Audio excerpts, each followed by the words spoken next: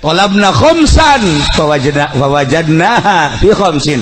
Kaulan neangan 5 perkara, ternyata kapanggih di 5 perkara.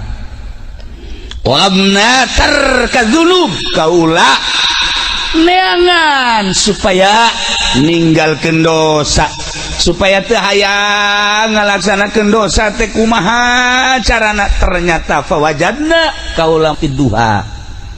Kula manggihan di salat duha. Ternyata lamun urang sering salat duha sekali, 2 kali, 3 kali, poe, sepoe, 2 poe terus we. Setelah 40 poe bakal ngarasakeun nikmatna ibadah. Embung nu ngaran teu salat. Sageus salat embung teu berjamaah. Eta balukar tina salat duha. Bakal dibere ngeunaheun geura ge. Eta geus kapanggih ku wali Allah nu ngaran Syakikil Balki. Ngeunaheun sakira ternyata tina hasil duha ngawarung, mun ngawarung teh mah jadi lancar ngawarungna. Anu balanja masyaallah eta ngeungkeuy ngahutang kabeh.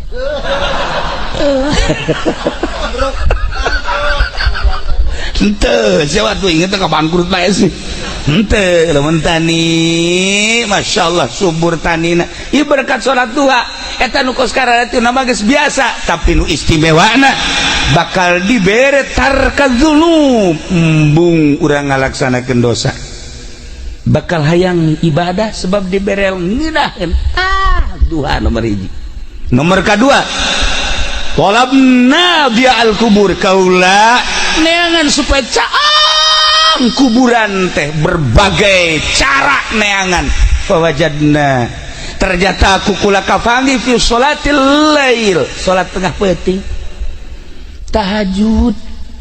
Begitu salat tahajud, Allah kula loba-loba jang urang raca bangun 2 rakaat bae, 4 besi gering, 2 bae 2, daripada ke gering dibawa ke mantri kunani saya mabok tahajud saja. 2 bae. Sholli salat tahajud rakaataini lillahi ta'ala. Allah syaratna sareh heula. Syaratna sareh heula sanajan sakrajep. Lamun hayang salat peuting tapi can sare cenah kiai, witir 11 rakaat. Witir geus cenah kiai, ibadah mah biasa, salat hajat. Salat hajat ge geus cenah kiai, salat tasbih ngomong doang geus ya. Keur dongeng doang, keur dongeng. Geus di mana? Nyaho ngaran teh nyaho rupa salat tasbih.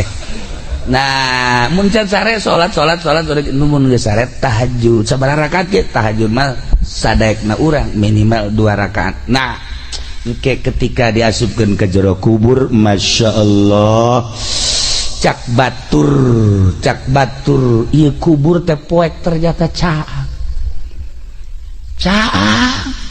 nanya Ki Basrudin nanya ke malaikat kok ieu caang amat. Oh ieu tahajud, masya Allah. Begitu Haji Pedi Paeh kan poek. Jangan nanya ke malaikat cina caang iraha maneh tahajud, kula sok tahajud cina ieu penting teh wal penting tahajud. Tahajud teh karena Allah apa karena karung?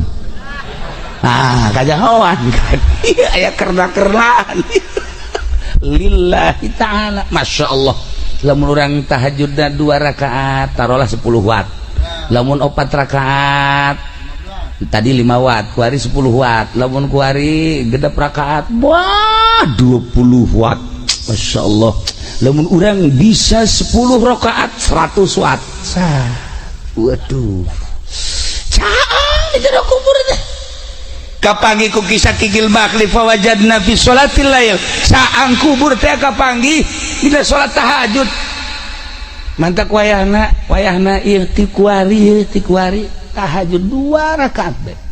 Kukula barang geus dicerita-ceritakeun kieu ya alhamdulillah ngaji pendi tahajud. Barang tas tahajud sare deui subuh korban jam 7. Ai tahajud ai subuh koboan. Usolli fardhu subuh koboan. Ieu teh beres padi. Aya jelema nu kos kieu nya. Nah ieu Syakikil Balqi jaritakeun fawajadna fi sholatil lail ya Allah ya Rabb talabna su'ala munkari wa nakir kaula neangan pisalametin jang pertanyaan malaikat munkar nakir tingali ku kaula pagawean ternyata fawajadnahu fi qiraatil Qur'an kapanggih ku kula horenganan jang ngajawab pertanyaan soal munkar nakir adalah maca Quran ya Allah ya Rabb lamun Sidina Abu Bakar Siddiq radhiyallahu anhu nama tamat Quran teh berang satamatan penting satamatan hese ngomongkeunana tak kos kitu mah kabelah dieuna nyana salat 2 rakaat tahajud usolli sunat tahajud di rakaatin Allahu akbar rakaat awal ti alif lam mim datang ka surat kahfi rakaat kedua ti surat kahfi datang ka qul a'udzu birabbin nas masyaallah karim kabelah dieuna sarakaat satamata 2 rakaat satamata kata si kumaha ngukur nanya kumaha macana urang lamun keur sajuz setengah jam benu lambat setengah jam berarti lamun hayang tamat sabaraha jam ngaji cepet atuh diajak kan angel setengah sajuz teh ya 5 gitu ngaranna setengah jam kuari 30 juz cepet sabaraha jam 15 tahun nu bener sih hitung coba bener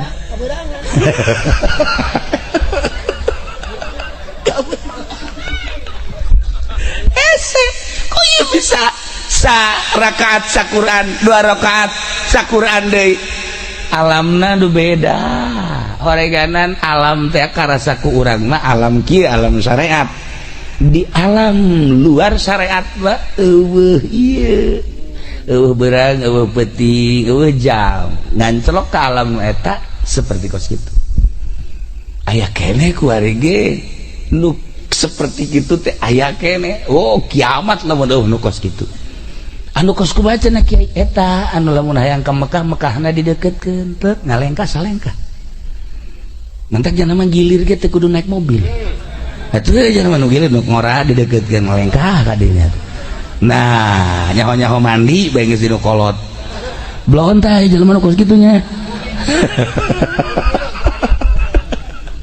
tah ieu oreganan baca Quran urang maca Quran eta teh kajahoan ku kutubul aulia Syakikil Balqi ngajelaskeun nyana geus nempo ka jelema-jelema ahli Quran eta ditanya ku malaikat munkar nakirna babarieun jasa Allah geus teh hese jawab ahli Quran